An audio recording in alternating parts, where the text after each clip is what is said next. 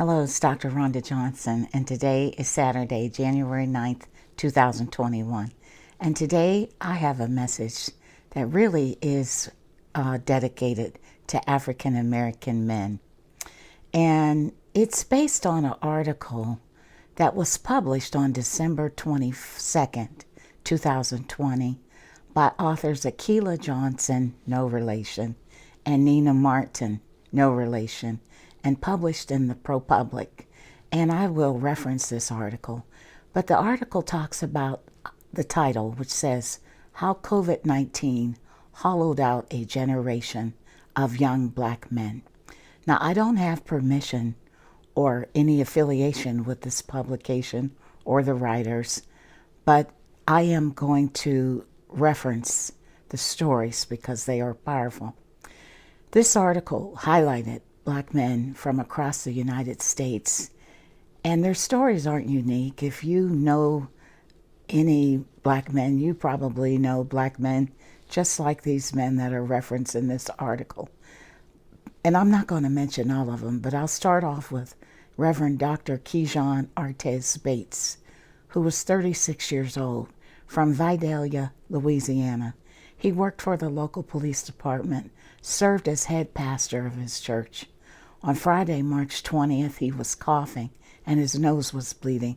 The next day, he couldn't get out of bed. He developed a fever. 5 days later, he was on a ventilator. And on April 1st, 2020, he died from COVID-19. He was an assistant football coach in addition to a police officer and a head pastor, a band director, the adoring father to a 5-year-old daughter, a husband, and an entrepreneur. He and his wife had just launched a travel business. He had diabetes, he had high blood pressure, and at 6'6", the article said, he was more than 100 pounds overweight. Another victim of COVID-19 was 28 years old. His name was Dosha Joy. He was from Milwaukee, Wisconsin. He had a bachelor's degree in human services, was trained as a substance abuse counselor, and he was working toward his nursing degree. He suffered from high blood pressure, heart and lung problems, and at his heaviest, he weighed more than 500 pounds. He died on May 14th. And one other man I'll talk about from this article was Mr. Eugene Thompson from Brookhaven, Mississippi. He was a father of 6. He was 46 years old. He was a community leader. He had a barbershop and a barber school. He had high blood pressure. He had type 2 diabetes. He had difficulty sleeping, and he was overweight. All of these men died from COVID-19. All of these men had what the authors described as the John Henry syndrome. Black men who beat the odds that were stacked against them. Black men who were accomplished, but who were probably overachievers. Black men who dreamed the impossible dream. Men who tried to walk through what the authors call the world as a black man in a society that required them to be hypervisible and invisible, under surveillance, yet never really seen. Black men who were lifting as they climbed. But folks, there's a bigger story here. There was a study that I have referenced before in my previous videos that looked at data, death data, from March through July 2020. And this report showed that Black people in the ages of 35 to 44 were dying at 9 times the rate of white people the same age from COVID-19. By the end of last year, by the end of 2020, COVID-19 has killed 1 out of 800, 1 out of every 800 African Americans. In some places, the numbers look even worse. In Michigan and New Jersey, the numbers are 1 in 470 African Americans died from the COVID virus. In 17 states here in the United States, more than 1 in 1,000 Black residents has died from COVID-19. The studies say that if you want an overall number, then quote this number. If you're black, your death rate from COVID-19 in 2020 overall was 2.7 times that of whites. Harvard researcher Dr. Tamara Rushovich found that the disparity in COVID-19 was greatest in African American men. I'll translate that.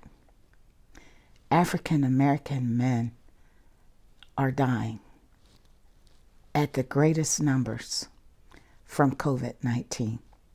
So my message to African American men, to black men, is don't let people convince you that you should not take this COVID-19 vaccine.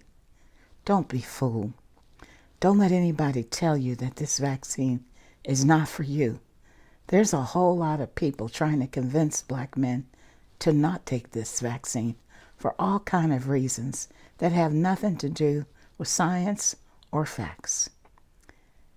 To my brothers out there, COVID-19 is not the same as the Tuskegee syphilis study.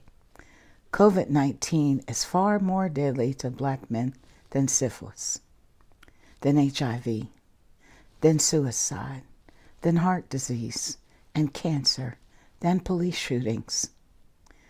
I ask you, if you're a mother of a black son, if you're a wife to an African American man, if you are a sister, if you're a grandmother, if you're an aunt, if you're a sister-in-law, if you're a friend, if you're a colleague, if you're a choir member, whatever relationship that you have, please share this video with a black man and help support him in his decision to think about getting the COVID-19 vaccine and when his turn comes in the line to get the shot.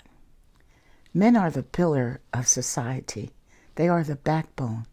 We need our men, and we don't need them to continue dying excessively in 2021 from COVID-19.